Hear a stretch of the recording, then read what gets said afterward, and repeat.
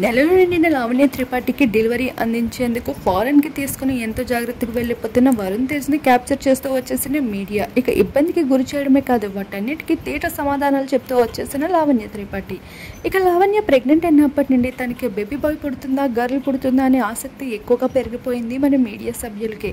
ఇక లావణ్య వరుణ్లు కనిపిస్తే చాలు ఫోటోల వర్షం కురిపిస్తూ ఉన్నారు. వీటన్నిటిని చూస్తూ గమనిస్తూ వచ్చిన లావణ్య త్రిపాఠి ఈరోజు ఎయిర్పోర్ట్లో ఒక్కొక్కరికి చీవాట్లు వినిపిస్తూ వచ్చేసింది.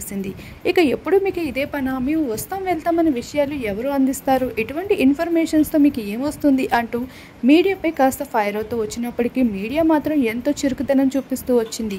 లావణ్యాన్ని కూల్ చేస్తూ పొగడ్తల వర్షం కురిపిస్తూ తనని అయితే తన మైండ్ని డైవర్ట్ చేస్తూ వచ్చేశారు.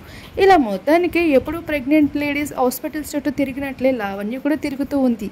ఈ భాగంగానే తనకైతే ఫారెన్లో చికిత్స అందించేందుకు ఎప్పటికప్పుడు తీసుకుని వెళ్తూ వస్తున్నారు వరుణ్. ఇక తన షూటింగ్స్ అన్నింటినీ పక్కన పెట్టి లావణ్య పైన ఇస్తున్న కేర్కి నెటిజన్స్ అయితే ఫిదా అవుతూ కనిపిస్తున్నారు.